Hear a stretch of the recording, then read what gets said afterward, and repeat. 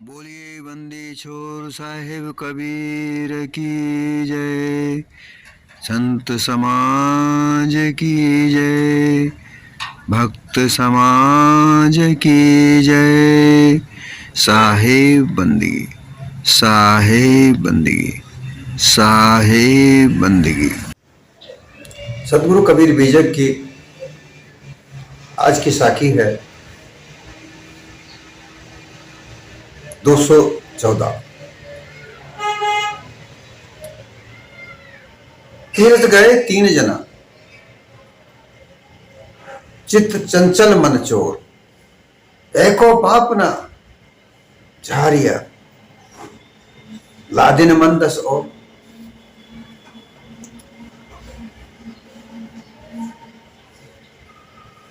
तीन प्रकार के लोग तीर्थ करने चले। चित्त सतोगुणी, ज्ञानी लोग जो सतोगुणी हैं, जो वो ज्ञानी लोग। रजोगुणी कर्मी उपासक लोग,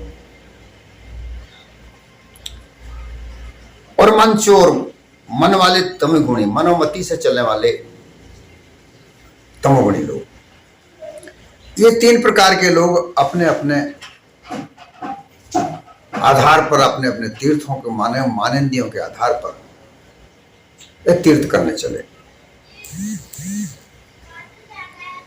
परंतु उनका एक भी पाप उन तीर्थों में जाने से नहीं कटा।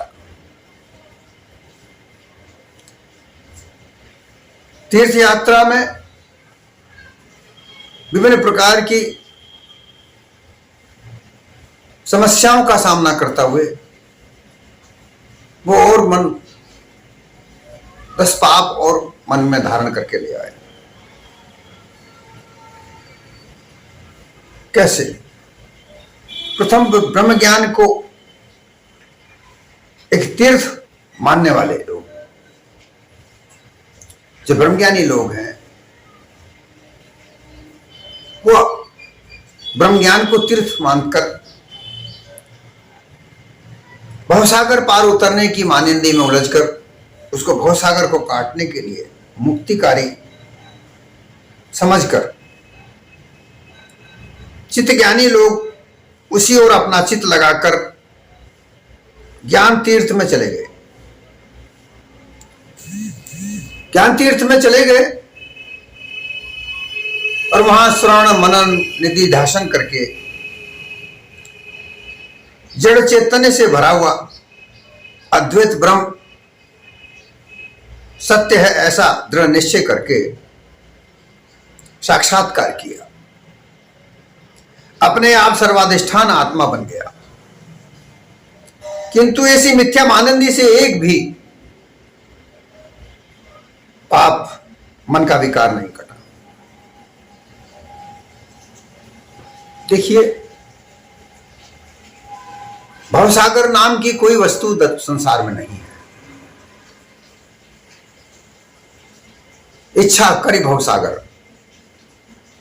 इस चैतन्य स्वरूप जीव ने इच्छा से ही भवसागर का माना है, अन्यथा भवसागर नाम की कोई वस्तु इस संसार में नहीं है। संसार सत्य और असत्य के मिश्रण से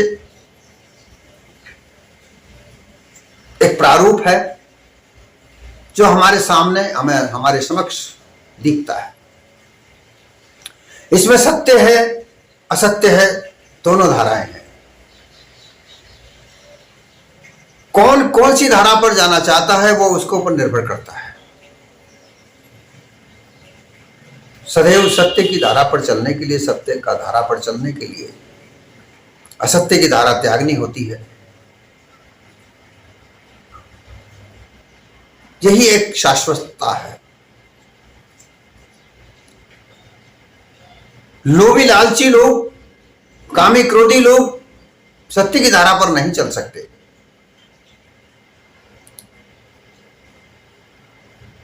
और वो अपने आप को मिथ्या के मार्ग पर चलते हैं और मिथ्या के मार्ग में कई प्रकार की मानिंदियों को निर्माण करके, मतपंथों का निर्माण करके वो स्वयं उलझते हैं वो दूसरों को भी उलझाते हैं।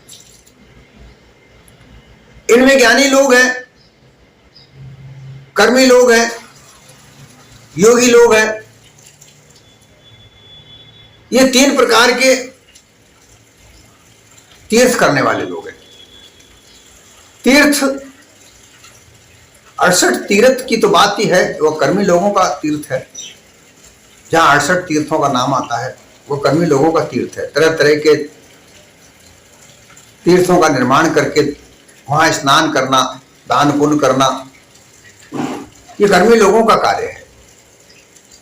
परंतु वहां जाने के लिए दूर दूर जाना होता है, यात्राएं करनी होती हैं। अब उन यात्राओं में कितनी समस्याओं का सामना करना पड़ता है। उन समस्याओं में कई प्रकार के मनोविकार उत्पन्न होते हैं। तो उन तीर्थों में जाकर उन मनोविकारों को उल्टा लेकर आता है, परंतु वहां पाप नहीं करते। पाप एक ऐसी वस्तु है जो मन में कर्मों के द्वारा जड़ाध्यास बनते हैं, पापों का अध्यास बनता है। वह ज्ञान के आधार पर ही करता है, सत्संग के आधार पर ही करता है। परंतु यहां तीन प्रकार के तीर्थकार, तीर्थ करने वाले लोग हैं। एक ज्ञानी है, एक भक्त है और एक योगी है। तो ज्ञानी की बात आती है तो ज्ञानी कौन है? ब्रह्म ज्ञानी, जो ब्रह्म को सर्वाधिष्ठान मानकर ब्रह्म सत्य द्वितीयो नास्ति ऐसा कहते हैं कि ब्रह्म एक सत्य है, बाकी सब असत्य है। ऐसा मान्यताओं में उलझे हुए लोग ब्रह्म ज्ञान को प्राप्त करते हैं, ब्रह्म ज्ञान की चर्चाएं करते हैं, ब्रह्म ज्ञान के सिद्धांत को धारण करते हैं। ब्रह्म ज्ञान में कई कई प्रकार के सिद्धांत हैं, अलग अलग प्रकार के। कई बार हम इस बात की चर्चा कर चुके हैं, यहां हम उन बातों की चर्चा नहीं करेंगे। कई सिद्धांतों में उलझकर ब्रह्मज्ञानी अपने आप को मुक्त नहीं कर पाते और आखिरी में जड़ाध्यासी होकर, जहां पर जड़त्व को प्राप्त करते हैं। जो परमहंस की स्थिति को बताया जाता है ब्रह्मज्ञानियों में, वो जड़ावस्था को बताया जाता है। तो जड़त्व को प्राप्त करते हैं। कहां पाप कटना, कहां पाप दूर होना, कहां मुक्त होना, ये ब्रह्मज्ञानियों की स्थिति है। ऐसी स्थिति में रहकर क्या स्थिति प्राप्त हुई? अज्ञान जड़ दशा, जहां पर अनजानपना है, जानपना नहीं है, वो जड़ावस्था तो समझ में आती है कि अज्ञानता के कारण भयंकर मोह में फंसा हुआ व्यक्ति जड़ ही होता है। परंतु ब्रह्मज्ञान प्राप्त होने के बाद भी जड़ दशा को प्राप्त कर लेना, अज्ञेय जड़ से ज्ञेय जड़ को प्राप्त बन जाना, बात एक जैसी ही होती है। ऐसे प्राप्त करने से मुक्ति का प्राप्ति नहीं, ये मुक्ति की स्थिति बिल्कुल नहीं है। मुक्ति तो जीवत मिलती है, जागृत में जागृत होकर मिलती है। संसार में जागृत होकर, अर्थात हर बार चैतन्यता में चेतन होकर रहकर, जागृत होकर मिलती है। जरा सी चूक भूल में डालती है और भूल ही बंधन का कारण है।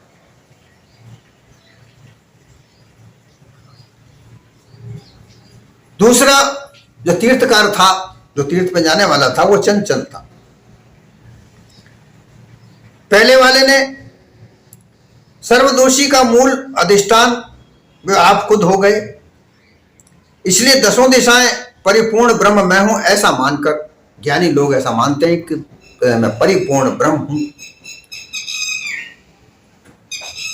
और मैं ही सत्य हूं, मैं ब्रह्म स्वरूप हूं, ऐसा मानकर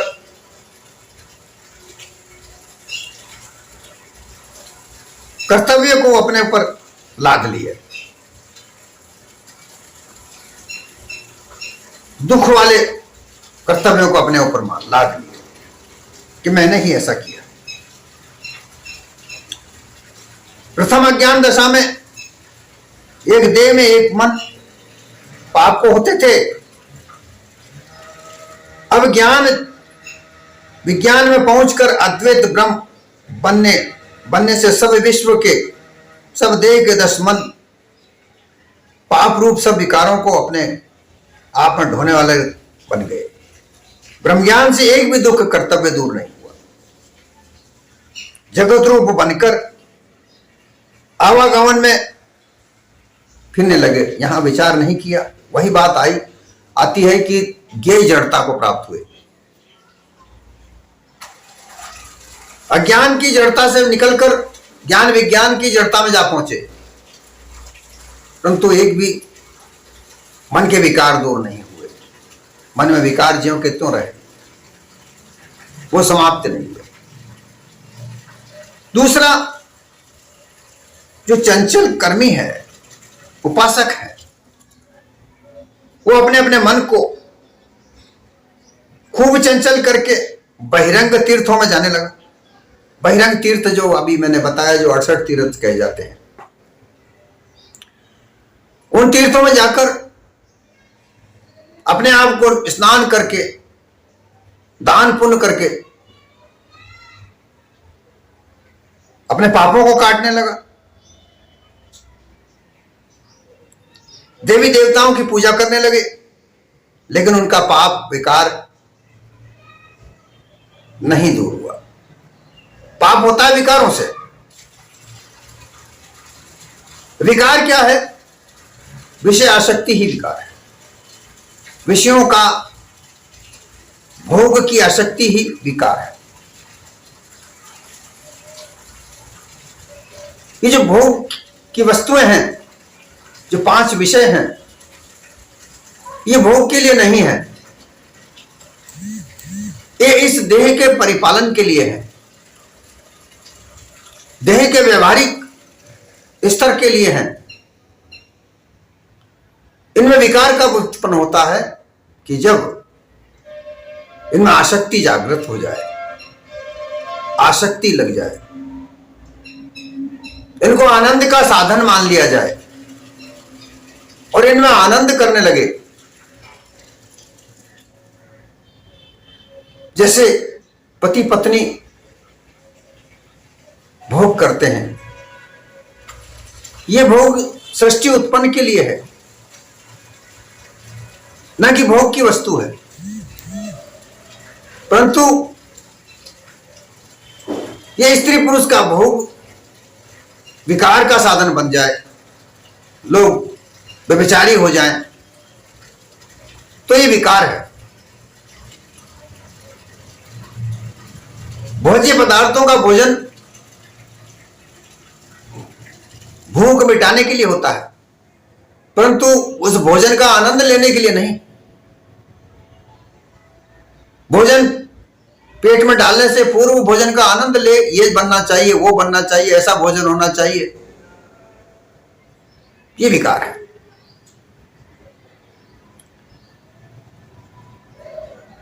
स्वाद का जो विकार है,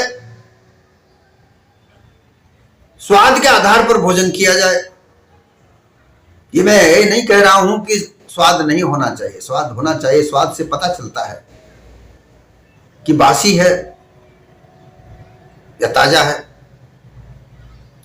परंतु स्वादिष्ट भोजन करने की चाह, स्वादिष्ट भोजन करने का लगाव, ये विकार है कि नहीं ऐसा ही भोजन चाहिए। कभी ऐसा भोजन भी मिलता है, साधारण भोजन होना चाहिए जिसमें सभी स्वाद भी हैं और भोजन अच्छा भी है। रूप लावण्य को देखकर आसक्ति पर उत्पन्न करना ये विकार है। संसार भर में कितने ही प्रकार के रूप हैं, प्रारूप हैं, इनको देखकर कभी लालायित ना हो, आसक्त ना हो। रूप स्वरूप है, संसार का ये नियम है। कितने ही प्रकार के रूप प्रारूप है। आसक्तियां ही विकार का रूप है। तो वहां पर भी तीर्थ में जाने से कोई वेद पढ़ रहा है, कोई पुराण पढ़ रहा है, उनकी वाणियों में उलझ कर रह गए, उनका सार नहीं निकाला। कथा सुनकर अपने आप को आनंदित तो कर लिया, कथा में सुनकर नाच गाना भी कर लिया, परंतु अपने विकारों को दूर नहीं किया।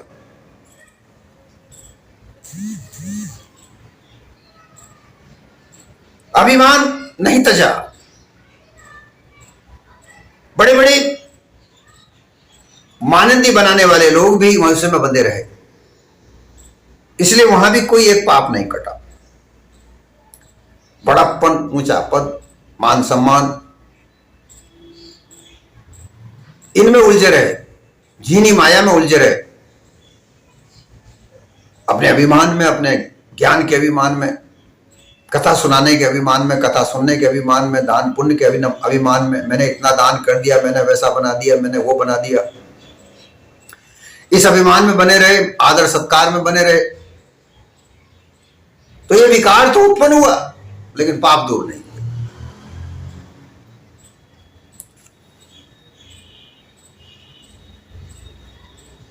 दो प्रकार की माया यहां पर कही जाती है संसार में।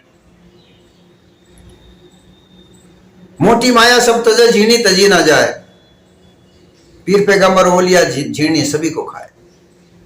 अब झीनी माया क्या है? मोटी माया तो जो देखा देखी है, घर बार त्याग दिए, धन संपत्ति सब त्याग करके लंगोटी लगाकर बाबा जी बनकर संसार में चल दिए। परंतु वहां भी मान सम्मान वो झीनी माया में उलझ गए। मैंने इतना दान कर दिया, मुझे इतना ऊंचा पद मिलना चाहिए, मैं सब संतों के ऊपर संत बनूं, सर्वश्रेष्ठ मानव कहलाऊं। ये जो झीनी माया है, ये भी तजना जरूरी है, ये भी विकार है। तो ये कर्मकांडी लोग, ये भी यहां आवागमन में बंधे रहे, ये भी यहां से नहीं छूट सके। तीसरे मन चोर कहा जाता है। मन चोर, ये मन को चुराने वाले योगी लोग, क्योंकि जो योगी लोग होते हैं वो श्वासों को चुराते हैं। वो क्या करते हैं कि जो हमारी श्वासा चलती है, ये 24 घंटों में 21,600 श्वास चलती है। इसको हम जब देखते हैं तो 1 मिनट में 15 श्वासें होती हैं। तो जो योगी ध्यान लगाकर उन श्वासों को बचाते हैं, ऐसा समझते हैं कि श्वासें बचाने से उनकी उम्र बढ़ जाएगी,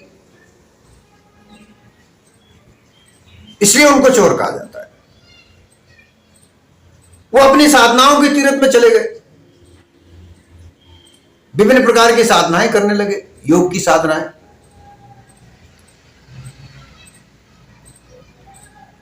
इला पिंगला सुखमणा, इनको साधने लगे।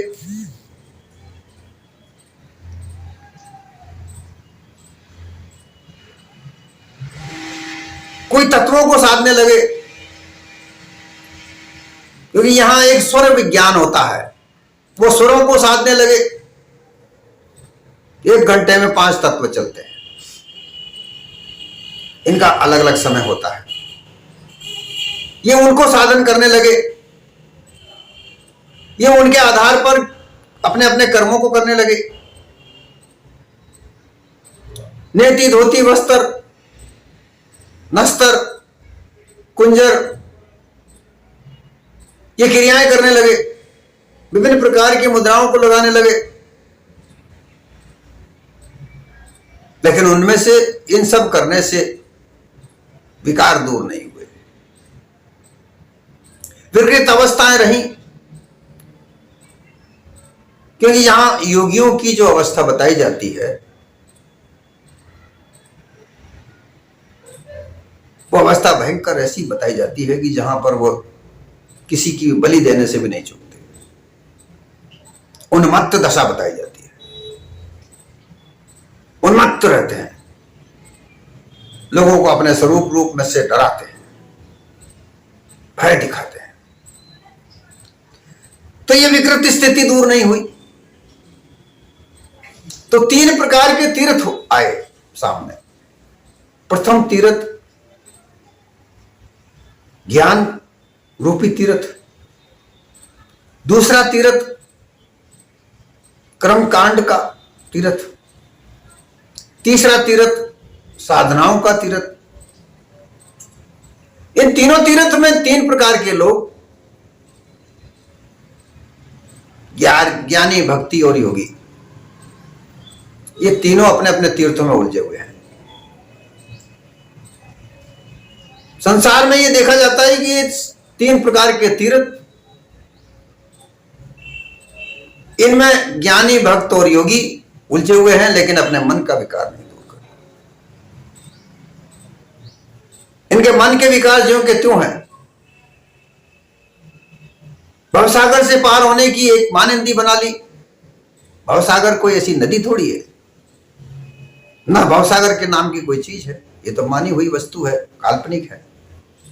संसार में तो सबको ही रह करके इस संसार के व्यवहार को सही सही से समझकर, जांच कर, परख कर इस संसार में ही रहना। इस संसार को त्याग कर जाओगे कहां? जंगल, पहाड़, वन में जाकर के तपस्याएं करने से जो लोग करते हैं बहुत बड़ा मानते हैं, परंतु खाना पीना तो वहां भी पड़ेगा। विभिन्न प्रकार के कष्टों को देखते हैं, साधनाएं नहीं मिलती। साधना किसी प्रकार की कोई साधना वस्तु नहीं है, एक विचार का सागर है। उन ध्यान विधियों में विचार किया जाता है, वो विचार हमारे मन के द्वारा सहज रूप से ही कर सकते हैं।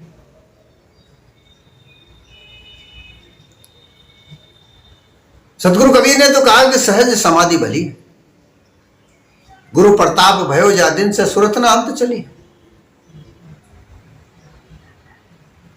जो सहज समाधि है, जो सार शब्द का सागर है, उसे धारण करे, उसे सुने, सत्संग में रहे, और इसके लिए किसी प्रकार के घर द्वार को, संपत्तियों को, संसार को त्यागने की आवश्यकता नहीं है। सहज भाव से ही वो किया जा सकता है। इसी प्रकार से ज्ञान मार्ग ज्ञानियों का, उपासना मार्ग भक्तों का, योग मार्ग योगियों का, ये 3 प्रकार के जो आवागमन का दुख है, क्योंकि इसमें आवागमन मिटता नहीं है। ब्रह्म बनकर भी फिर अवतरण होता है, ब्रह्म बनिया फिर अवतरिया, आवागमन रही।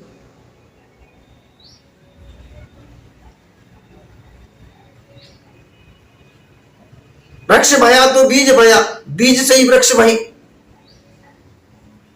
जो बीज होता है वो जमीन में उगता है, उसका वृक्ष बनता है, फिर उसमें बीज होता है, फल लगते हैं, उसका बीज होता है, फिर दोबारा उगता है।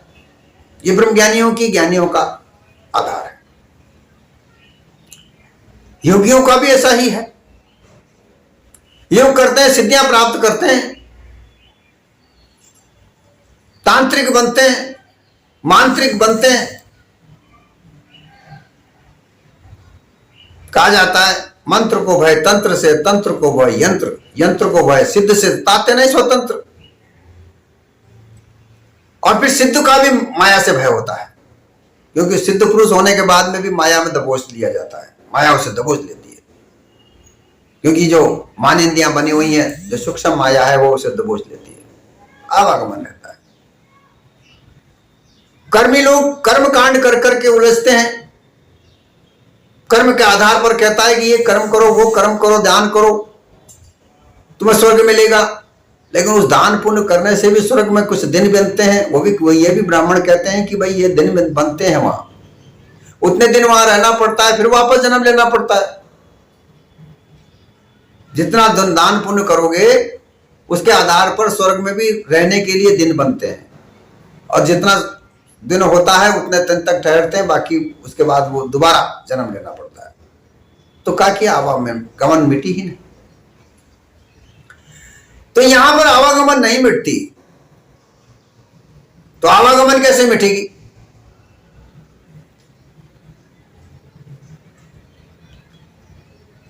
आवागमन मिटाने के लिए अपने निज स्वरूप की प्राप्ति करो।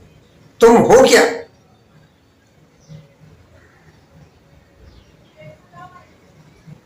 चित्त एक लोभी लालची है, सदा सर्वदा दूसरे की मन संपत्ति, धन संपत्ति को हड़पने की उसमें लालसा होती है, वो लालची होता है। क्रोधी, मन में क्रोध होता है, लोभ होता है, वो सदा छिप कर घात प्रतिघात करके धन को हड़पता है।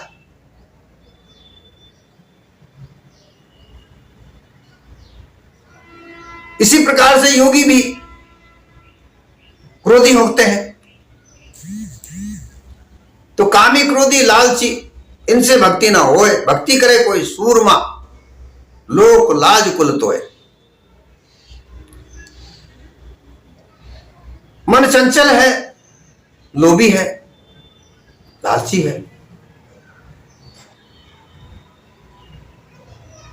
चित्त चंचल है, चित्त जो है वो लोभी लालची है, मन चंचल है, इसमें काम फंसा पड़ा है। योगी क्रोधी है, इसमें क्रोध बड़ा पड़ा है। ये विकार दूर नहीं हो सकते, इनके विकार दूर हो ही नहीं सकते। योग क्रियाओं से योगी का विकार दूर नहीं हो सकता। चित्त की लोभ लालच की स्थिति दूर नहीं हो सकती। कर्मकांडे का कर्म के आधार पर विकार दूर नहीं हो सकता। इसलिए ये साखी में कहा गया है